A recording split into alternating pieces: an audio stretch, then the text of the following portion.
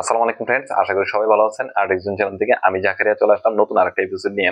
আজকে আমি আপনাদের কাছে বলবো, গতকালকে হঠাৎ কোনো কথা নাই বার্তা নাই, জিৎ তার অফিসিয়াল ফেসবুক থেকে তার নতুন যে আপকামিং সিনেমা, কেউ বলে বিপ্লবী, কেউ বলে ডাকাত, এই সিনেমার মোশন পিকচার বা মোশন পোস্টার রিলিজ করছে।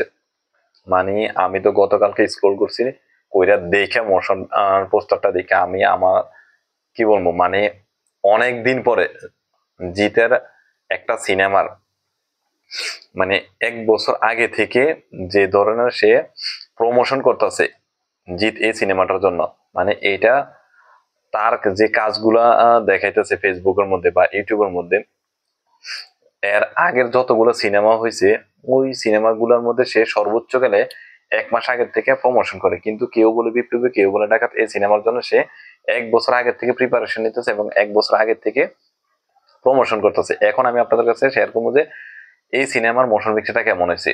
এই সিনেমার সবচেয়ে বড় প্লাস পয়েন্ট হচ্ছে এই সিনেমার মধ্যে দুইটা ক্যারেক্টার দেখানো হয়েছে, একটা তার ইয়াঙ্গার ভার্সন, একটা তার ওল্ড ভার্সন। মানে এখানে 100% যে দুইটা টাইমলাইন স্টোরি হইব, একটা হলো তার ইয়াঙ্গার ভার্সনের আর একটা তার ওল্ড ভার্সনের। ইয়াঙ্গার ভার্সনের লুকটা আপনাদের সবাইকে 2006-7 সালে নিয়ে যাইব। যে শৃঙ্খলা সে ক্রান্তির মতন একটা সিনেমা করছে, যে শৃঙ্খলা সে বন্ধনের মতন সিনেমা করছে, আর যে শৃঙ্খলা সে মিঠুন চক্রবর্তীর সাথে যুদ্ধ মতো সিনেমা করছে, ওই সিনেমার লুক নিয়ে আসবে। তবে আমার কাছে জিতের যে ইয়াঙ্গার ভার্সনের যে লুকটা, ওই লুকটা দা রয়্যাল বেঙ্গল টাইগার, যেটা আবির চট্টোপাধ্যায়ের সিনেমা, যেটার মধ্যে জিৎ স্পেশাল অ্যাপিয়ারেন্স হিসেবে আসছে, ওই সিনেমার লুকের সাথে একবারে সেম টু সেম তার ইয়াঙ্গার ভার্সনের লুকটা মিলে গেছে। আপনারা দেখেন দা রয়্যাল বেঙ্গল টাইগার সিনেমার ট্রেলারটা দেখেন বা ওই সিনেমার পোস্টারের সাথে এই সিনেমার ইয়াঙ্গার ভার্সনের পোস্টারটা সেম টু সেম হয়ে গেছে। তবে তার যে এই টাইমে আইসা আজ থেকে মানে কি বলতাম, প্রায় 20 বছর পরে, 20 বছর না, মানে 18-19 বছর পরও যে তার ইয়াঙ্গার ভার্সন লুকটা এত সুন্দর করে সোমনাথ কুন্ড, যে কিনা মেকআপ ম্যান, এত সুন্দর করে যে তাকে ফুটাই তুলতে পারবো, এটার জন্য আমি সোমনাথ কুন্ডকে হ্যাটস অফ জানাই। সে দুর্দান্ত লেভেলের মেকআপের কাজ করছে। তারপরে আসি তার যে ওল্ড ভার্সন যে লুকটা, মানে বৃদ্ধ বয়সের যে লুকটা দেখেছে, এটা আরো কাঁপাইবো। হ্যাঁ, মানে হিংস্রতা, তার চোখের মধ্যে এক ধরনের হিংস্রতা দেখাইছে।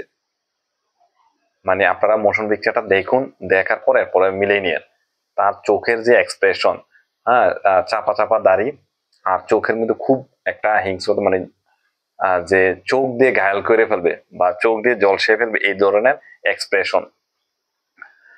আর কি বলতাম, এই সিনেমার সবচেয়ে সিনেমার পরিচালক হচ্ছে পথিকৃৎ বসু। আর কেউ বলে বিপ্লবী এবং কেউ বলে ডাকাত, এই সিনেমার নামে একটা বইও রিলিজ আছে ওপার বাংলায়। আর এই সিনেমার মূল বিষয়টা হচ্ছে অনন্ত সিংহের বায়োপিকের উপর ডিপেন্ড করে। আমি আশা করবো এই সিনেমাটা যেহেতু অনন্ত সিংহের বায়োপিক নিয়ে করছে, আর জিতে তার জীবনে প্রথম ফার্স্ট কারো বায়োপিকের উপর কোনো সিনেমা করতেছে, এটার জন্য আমি অবশ্যই বলবো যে, মানে জিতের যে কনফিডেন্স লেভেলটা দেখতেছি, যে সে এর আগে কোনো সিনেমার জন্য এত আগের থেকে প্রমোশন করে না, কিন্তু এই সিনেমাটার জন্য সে আগের থেকে প্রমোশন করতেছে। তার মানে কি, কোন একটা কিছুই সিনেমার মধ্যে আছে, স্টোরিটা এত আমার শক্ত, যার কারণে সে প্রমোশন আগের থেকে শুরু করছে। আর এই প্রমোশনের বা এই পরিশ্রমের ফলটা যেন সে যখন সিনেমাটা রিলিজ হয়, তখন যেন ওপার বাংলা যত দর্শক আছে সবাই যেন হলের মধ্যে উপচে পড়ে ভিড়ে এই সিনেমাটা দেখে। আর হচ্ছে এই সিনেমার সবচেয়ে আরেকটা সেকেন্ড অপশন ভালো লাগছে কি, এই সিনেমার বিজিএমটা আপনারা যদি হেডফোন লাগিয়ে দেখেন, এই সিনেমার বিজিএম দুর্দান্ত লেভেল রয়েছে। আমি আশা করবো জিৎ অনেকদিন পরে তারে নতুন রূপে এই সিনেমার মাধ্যমে ভেঙে নতুন রূপে তারে বা পরিচালক তাকে নতুন রূপে আমাদের কাছে উপস্থাপন করতেছে। এই সিনেমার জন্য আমার চ্যানেলের তরফ থেকে অবশ্যই এবং আমার টিমের তরফ থেকে আমি জানাবো অনেক অনেক শুভেচ্ছা। জিতের এই সিনেমাটা যেন ব্লকবাস্টার হয় এবং জিতের কেরিয়ারে এই সিনেমাটার যেন একটা স্বর্ণাক্ষরে লেখা থাকে, কারণ জিৎ এই সিনেমাটার জন্য অনেক অনেক পরিশ্রম করতেছে। একটা ফাইট সিকোয়েন্সের জন্য সে লাঠি দিয়ে একটা ফাইটের সিকোয়েন্স মনে হয় সিনেমার মধ্যে আছে, যার জন্য সে প্র্যাকটিস করতেছে এবং চেষ্টা করতেছে ফাইট সিকোয়েন্সের লাঠির মাধ্যমে মারামারির একটা জিনিস আছে ওইটা শেখার জন্য। সে এই সিনেমাটার জন্য অনেক পরিশ্রম করতেছে। আশা করি ওপার বাংলা দর্শক তাকে সাপোর্ট দিবেন। জিৎ কিন্তু অনেক দিন পরে কামব্যাক করতেছে। সবাই এই সিনেমাটার জন্য শুভেচ্ছা দিবেন। ভালো লাগলে অবশ্যই আপনাদের ভালো মন্দ আমার কমেন্টসে জানাবেন এবং লাইক করবেন, শেয়ার করবেন, পাশে দেখবেন এই ভাইটার। সবাই ভালো থাকুন, আল্লাহ হাফেজ। আর আপনাদের কাছে প্রশ্ন রয়ে গেল, এই সিনেমার মোশন পিকচারটা কেমন হয়েছে অবশ্যই কমেন্টসে জানাবেন। আসসালামু আলাইকুম, ভালো থাকবেন সবাই।